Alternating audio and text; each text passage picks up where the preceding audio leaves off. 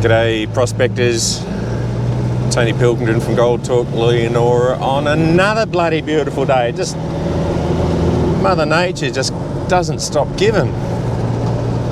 Oh, how good's this? Anyway, something different today. We're going drilling.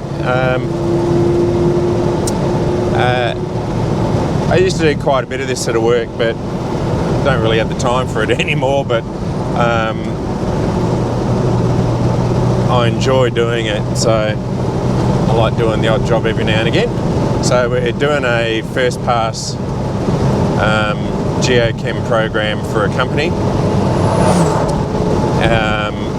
About an hour's drive out of Leonora, and I'll take you through some of the basics during the day.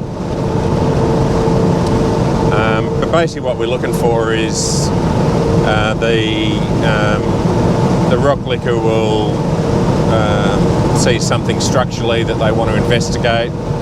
Sometimes it's a historical drilling program. Sometimes it's something off aeromagnetics, who knows. And what they're looking at doing is doing their sampling work in stages. There's a couple of different reasons for this. One is that that's the scientific method. You don't want to get the cart before the horse, as they say. And the other reason is it's much more profitable for companies, if they're mining the share market, to have the potential rather than the actual. So there's an opportunity here, and up goes the share price. That's a very cynical way of looking at it, but I reckon it's about right. How are you, mate?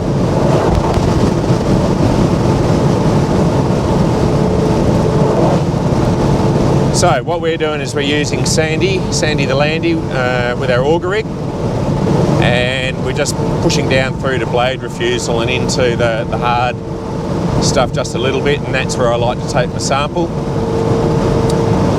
It's about a 300 hole program, something like that, but pretty sure more work will be coming from it, given a few things that I'm seeing out there.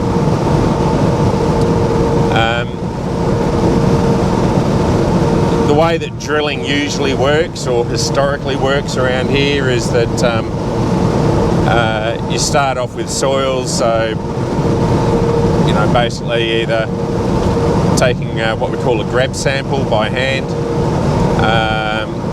or doing what I'm doing with an auger rig, where we're going through the 200 or 300 mil of fluff and into the harder bits, and that's where I'm taking my sample from. It's still generally transported, but it gives I think a better overall view of what's going on. The problem when you're sending crews out in the field is that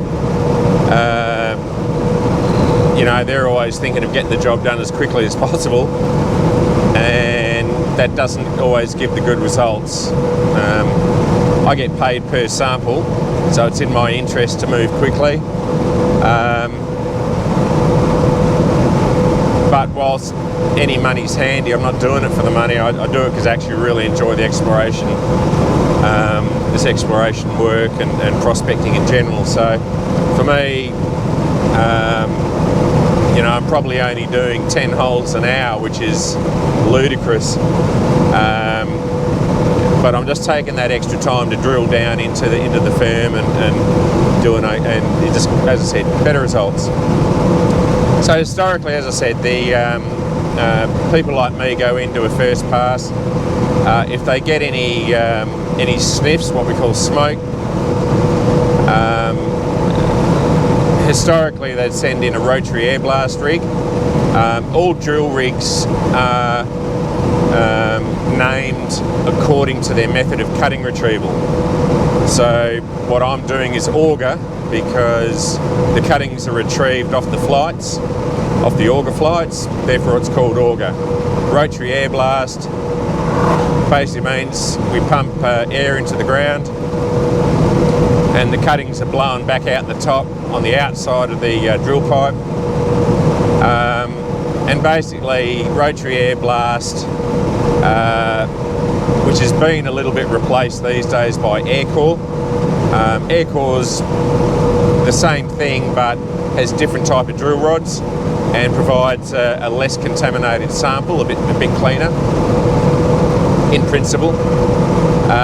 But either way, your air core and rotary air blast are usually next kits on the block, and they generally go through the transported material. Oh yeah, mate.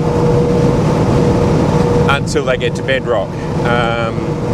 Bedrock can be anything from outcropping, so above ground, down through to 100 metres around here.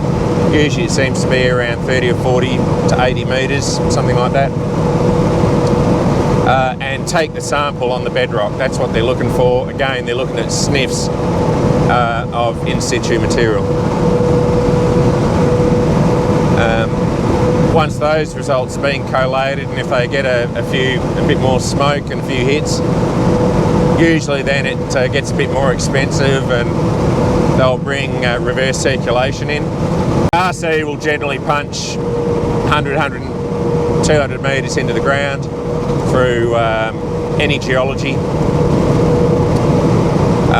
They can go down to about 700s or so with big rigs, with boosters and things, but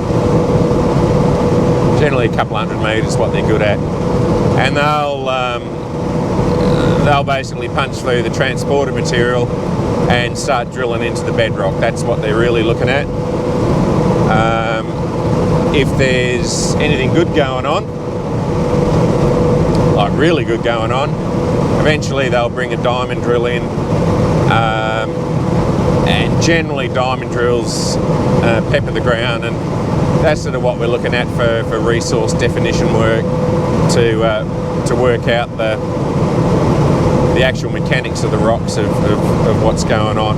That's sort of like the historical overview of how drilling's completed, but it changes. It's changed a lot over the last sort of 10-15 years, and often air core or RAB is used as first pass. That's pretty much how some of the big finds east of Labourn and Gruyere, etc. were found. And sometimes they'll just bring an RC rig straight in. That way, if there's something good there, if the rock liquor, the rig sitter is picking up sulphides and what have you in the chips, then they can just keep drilling. They don't have to do a separate program. So today we're just starting off right at the beginning and doing the first pass runs. So I'll catch up with you when we're there on the ground. See you, prospectors.